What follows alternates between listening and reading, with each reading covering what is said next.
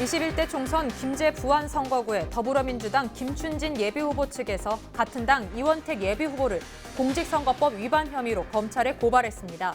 이 후보는 김 후보 측의 의혹을 전부 부인하며 책임을 묻겠다는 입장입니다.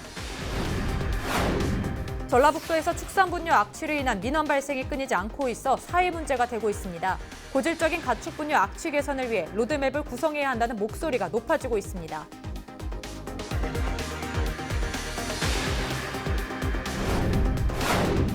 정읍 이삿짐센터 살인사건의 유력한 용의자인 성치영 씨가 11년 만에 공개수배 용의자로 전환됐습니다. 행방이 모연한 성 씨를 잡기 위해선 시민들의 제보가 절실한 상황입니다. 임실과 전주, 인천공항으로 가는 시외버스 운행이 현행대로 유지될 전망입니다. 전라북도는 시외버스 업체가 제기한 행정소송 파기환송심에서 승소했습니다.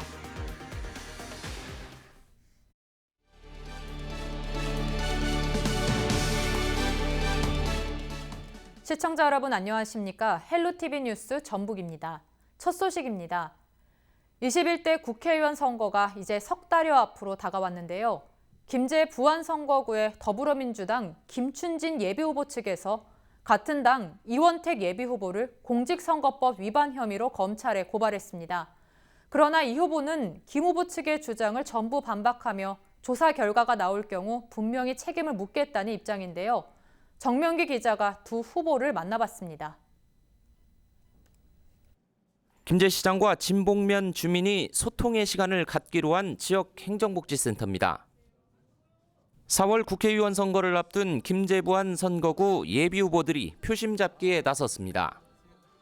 삼선 출신인 더불어민주당 소속 김춘진 예비후보 측은 지난 화요일 같은 당 예비후보인 이원택 전 문재인 대통령 비서실 청와대 행정관을 공직선거법 위반 혐의로 전주지방검찰청에 고발했습니다. 이원택 씨와 온주연 의장 등 두 피고발인은 사전에 서로 공모하고 그것도 공무원 조직을 이용해 선거 구민을 동원하는 등 부정선거를 실행한 혐의가 있습니다. 예비후보자 등록 전에 사전 선거운동을 벌였다는 겁니다. 저는 잘 모릅니다.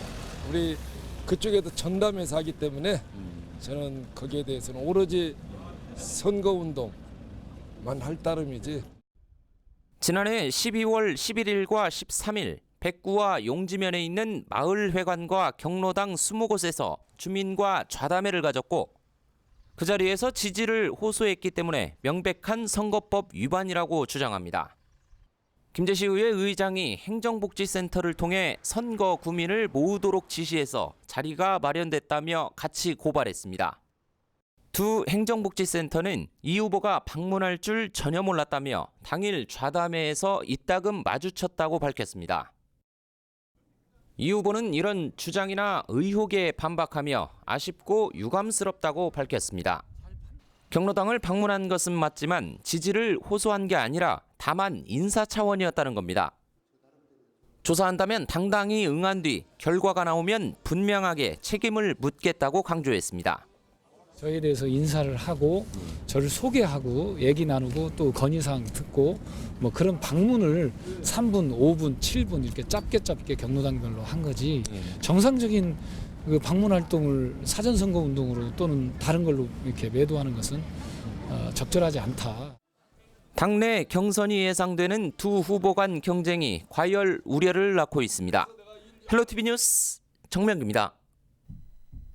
전라북도는 축산업이 발달해 축산산업 관련 인구가 상대적으로 많은데요. 하지만 축산분뇨 악취로 인한 민원 발생이 끊이지 않고 있어 사회 문제가 되고 있습니다. 고질적인 가축분뇨 악취 개선을 위해 로드맵을 구상해야 한다는 목소리가 높아지고 있습니다. 김남호 기자가 보도합니다. 전북 지역의 악취 민원은 지난 2017년 830건이었지만 2018년 1080건으로 크게 증가했습니다. 전라북도는 악취 민원이 급증하면서 가축 사료와 음용수에 악취 저감 미생물을 첨가하는 등 방안을 마련하고 있습니다. 하지만 시민단체들은 악취 저감 미생물의 경우 효과가 미비하다면서 악취 발생 현장에 적합한 별도 대책들을 수립해야 한다고 제안하고 있습니다. 이 악취 문제는 굉장히 다양한 방법들이 동원되지 않으면 실패할 수밖에 없습니다. 농장이 갖고 있는 여러 가지 문제점들, 또 제도적인 문제점들, 접근해야 할 방법이 여러 가지가 있는데 단순한 한두 개의 방법으로 접근한다는 것은 100% 실패할 수밖에 없는 그런 문제점을 안고 있습니다. 전라북도는 지난해 TF팀을 구성해 축산시설 밀폐화와 축산악취 모니터링 시스템 구축 등 악취 발생 최소화에 행정력을 집중하고 있습니다. 전북도의원들은 악취 발생 민원 해결은 미봉책에 불과하다면서 악취 개선을 위한 종합계획을 수립해야 한다고 주장하고 있습니다. 전라북도는 가축 분뇨, 악취 저감을 위한 많은 노력을 하고 있지만 좀처럼 개선은 되지 않고 있습니다.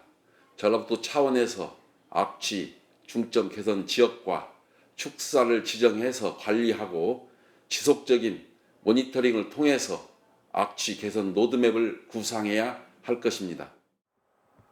축산악취 상시 모니터 의무화와 행정기관의 단속 확대 등 연계 시스템 조성이 필요한 상황.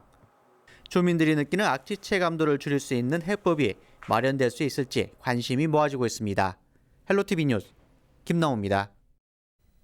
전라북도와 시외버스 업체가 공항버스 노선 허가를 놓고 법정 다툼을 벌이고 있는데요. 임실과 전주, 인천공항으로 가는 시외버스 운행이 현행대로 유지될 전망입니다.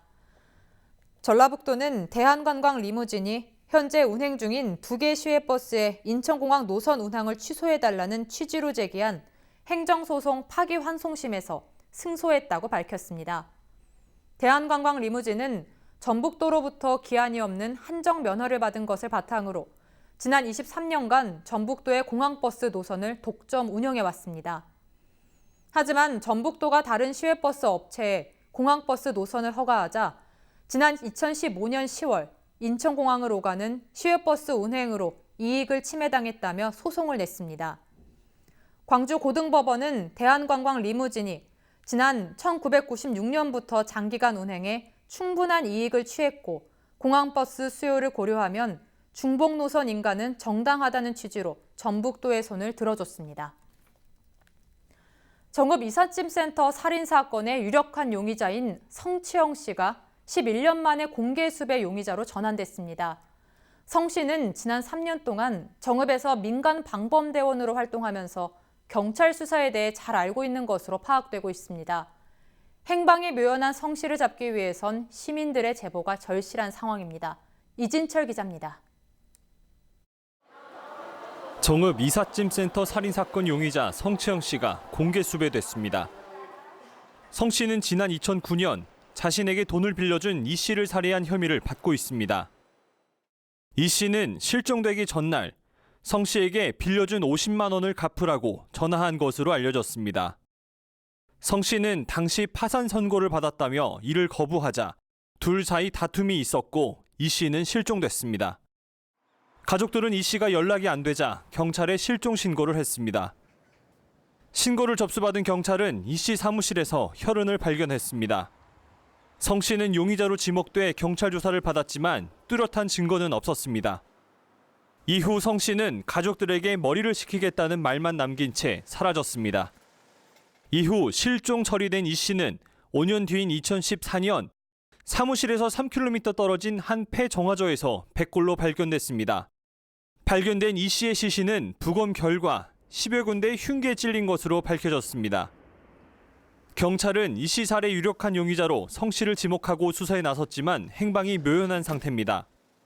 특히 이 씨는 정읍에서 3년 동안 민간 방범대원으로 근무해 경찰 수사 방식 등에 대해 잘 알고 있는 것으로 알려졌습니다. 경찰은 성 씨가 신분 세탁을 했을 가능성이 있어 시민들의 제보가 절실하다고 당부했습니다. 성 씨는 164cm의 작은 체구로 전라도 말씨를 쓰고 있습니다. 용의자에 대한 신고는 국번 없이 112 또는 스마트폰 국민제보 모바일 앱을 통해서 할 수 있습니다. 헬로티비 뉴스 이진철입니다. 고창군은 지역 내 황토 성분이 가미된 화장지가 소비자들에게 좋은 평가를 얻고 있다고 밝혔습니다. 지난 2008년 지역 황토업체와 계약한 뒤 화장지를 생산해 업체가 지난 7월부터 고창 황토를 전면에 내세웠다고 전했습니다. 화장지 생산업체는 유네스코 생물권 보존지역에서 생산된 황토라는 점을 강조해 제품을 홍보하고 있습니다. 해당 업체 측은 짧은 기간이라 속단하긴 어렵지만 유통업체와 소비자들로부터 반응이 좋아졌다고 전했습니다.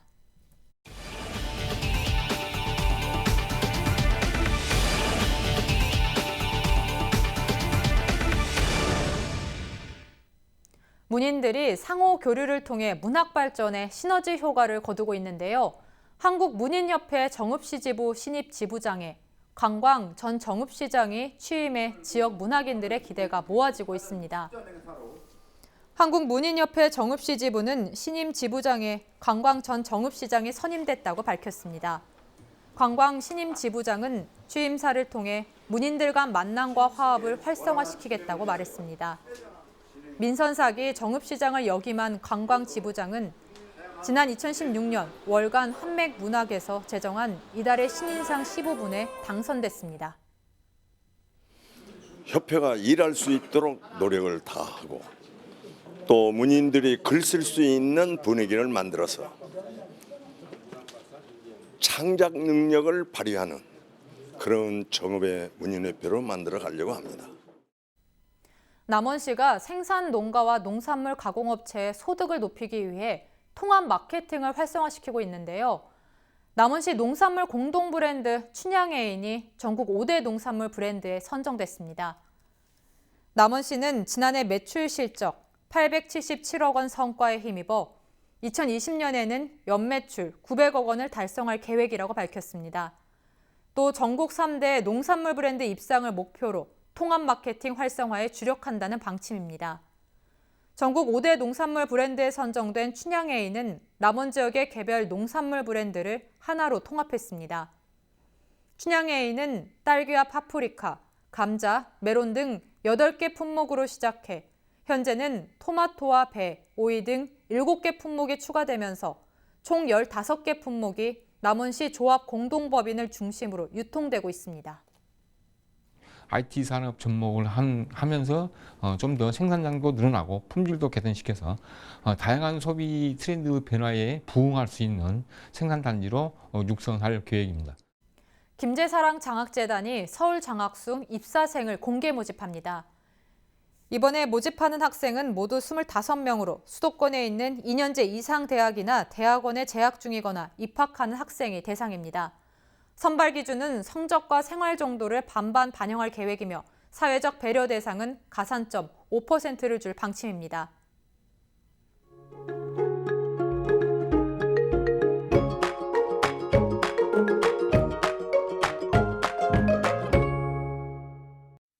요 며칠 겨울치고 포근하다 싶더니 오늘은 찬바람이 제법 부는데요.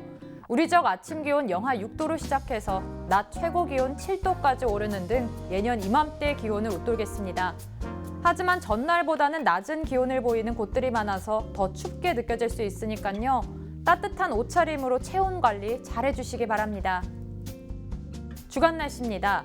당분간 눈비 소식 없이 대체로 구름만 많겠고 아침 기온은 영하권에 머물겠습니다.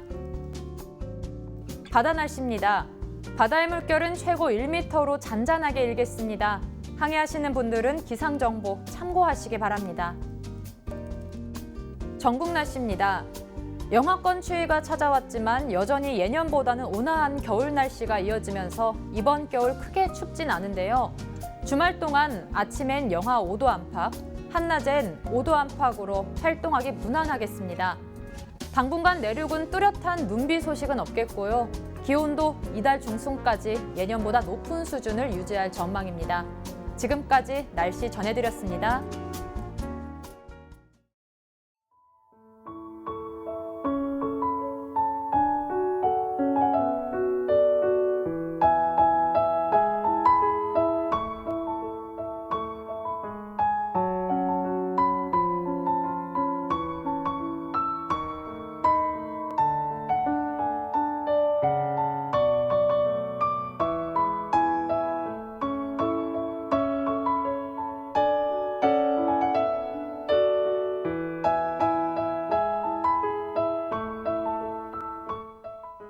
이상으로 뉴스를 마칩니다. 저희는 언제나 지역 주민 여러분 곁에 있겠습니다.